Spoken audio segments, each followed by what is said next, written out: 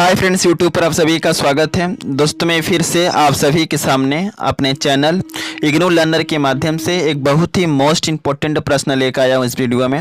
और ख़ासकर मैं इस वीडियो में BHDLA 137 का एक ऐसा प्रश्न लेकर आया हूँ जो कि लगभग हर बार परीक्षाओं में जो है पूछा जाता है और इस बार भी एग्ज़ाम में आने की संभावनाएँ इस प्रश्न की काफ़ी ज़्यादा है। सो आप सभी से हम्बल रिक्वेस्ट है कि आप एग्ज़ाम में जाने से पहले एक दफ़ा जो है इन प्रश्नों को ज़रूर देख के जाइए, क्योंकि मैं अभी आपके सामने जो प्रश्न बताने वाला हूं, अब तक जितनी भी परीक्षाएं प्रीवियस ईयर में इस सब्जेक्ट की हुई हैं उन सभी परीक्षाओं में जो है यह प्रश्न आ चुका है और इस बार भी एग्ज़ाम में आएगा। ओके, तो आप इस वीडियो को पूरा देखो।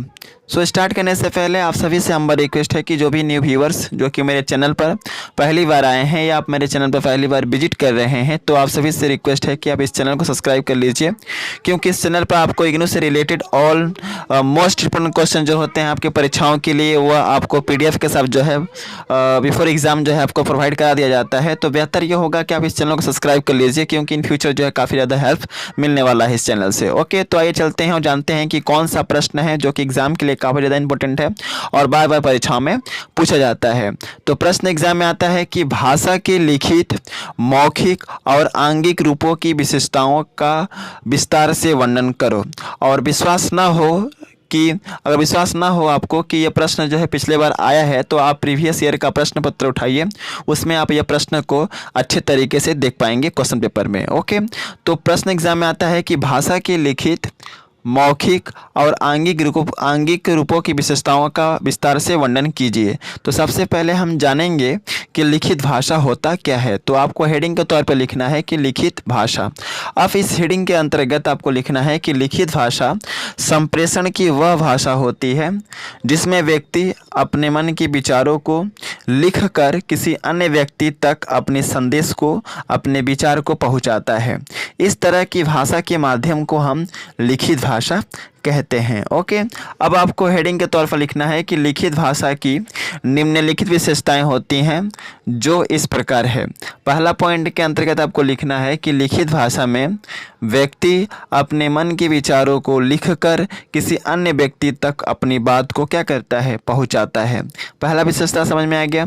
दूसरा है आपका विशेषता, यह भाषा का अस्थायी रूप होता है। आपको अपने जहन में बैठा लेना है कि लिखित भाषा जो होती है यह भाषा का अस्थायी रूप होता है। समझ गए ना। तीसरा नंबर विशेषता के अंतर्गत आपको लिखना है कि लिखित भाषा में लिखी गई बात सुरक्षित रहती है। जैसे कि अगर हम कोई पेज पर कोई लेटर लिख दिए और उस लेटर को अगर हम अच्छे तरीके से ऐसे स्थान पर रखें जहाँ पर कोई उसको छुए ना, ओके, एक जगह वह स्थिर रूप से रहे, तो वह बात जो है, लिखी गई जो बातें होती हैं वह सुरक्षित रहती हैं। ओके, तो लिखित भाषा में लिखी गई बातें क्या होती हैं, सुरक्षित रहती हैं अनंत काल तक। समझ गए ना। तो तीसरा विशेषता यह हुआ कि लिखित भाषा में लिखी गई बात क्या होती है, सुरक्षित रहती है। चौथा है, लिखित भाषा में यह जरूरी नहीं होता है कि वक्ता और श्रोता जो है एक दूसरे के आमने सामने हो। समझ गए ना। तो लिखित भाषा का अन्य विशेषता यह है कि लिखित भाषा में जरूरी नहीं होता है कि वक्ता और श्रोता एक दूसरे के आमने सामने हो। वक्ता मतलब बोलने वाला और श्रोता मतलब सुनने वाला। समझ गए ना। फिफ्थ नंबर विशेषता है कि पत्र लेखन, रिपोर्ट लेखन, समाचार पत्र आदि सभी लिखित संप्रेषण का उदाहरण है। तो पत्र लेखन जो होता है, रिपोर्ट लेखन जो हम लिखते हैं, समाचार पत्र अक्सर हम अपने दैनिक जीवन में देखते हैं, तो ये सभी जो है लिखित संप्रेषण का क्या है, उदाहरण है। तो समझ में आ गया लिखित भाषा किसे कहते हैं और लिखित भाषा की क्या विशेषताएं होती हैं। अब आपको हम बताएंगे मौखिक भाषा क्या है। आप इस वीडियो के अंत तक बने रहे, क्योंकि बहुत ही अच्छे तरीके से जो है आपको यहाँ पर समझाया जा रहा है, जो कि अन्य यूट्यूब चैनल पर आपको देखने को नहीं मिलता है। ओके, तो मौखिक भाषा किसे कहते हैं। मौखिक भाषा, इसके हेडिंग के अंतर्गत आपको लिखना है कि मौखिक भाषा जो होता है संप्रेषण की वह भाषा होती है जिसमें एक व्यक्ति अपने मन के भावों को, अपने मन के विचारों को बोल करके किसी दूसरे व्यक्ति के पास अपने संदेश को क्या करता है, पहुंचाता है। इस तरह के संप्रेषण की विधि को हम मौखिक संप्रेषण कहते हैं।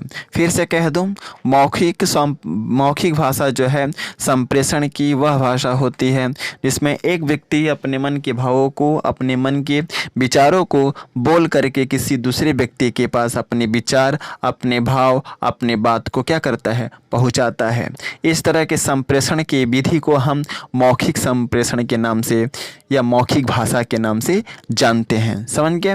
अब आपको हेडिंग के तौर पे लिखना है कि मौखिक संप्रेषण की निम्नलिखित विशेषताएं होती हैं जो इस प्रकार है।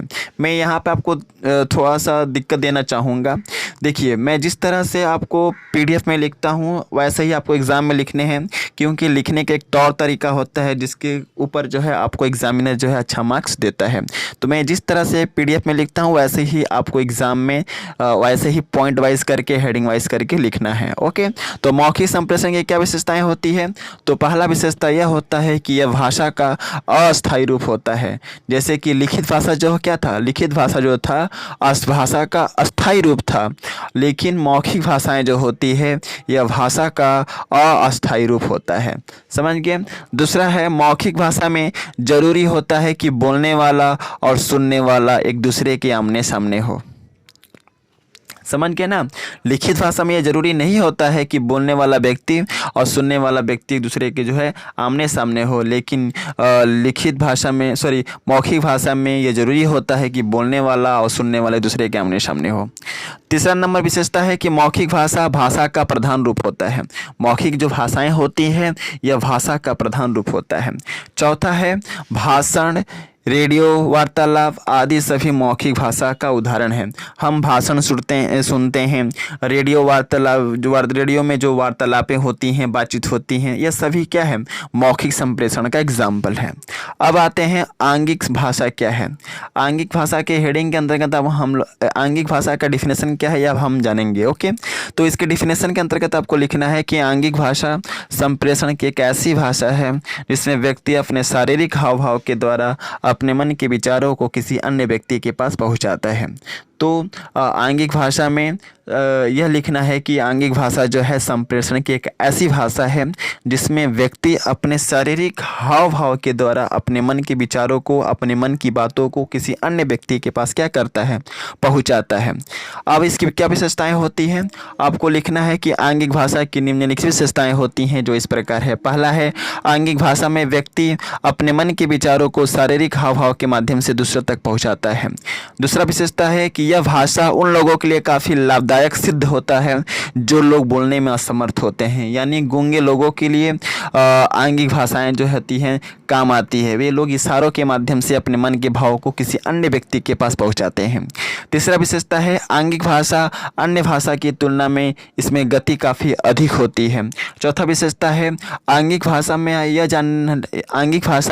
हम यह जान लेते हैं कि सामने वाला व्यक्ति हमें क्या समझाना चाहता है या वह क्या बोलना चाहता है। समझ गए?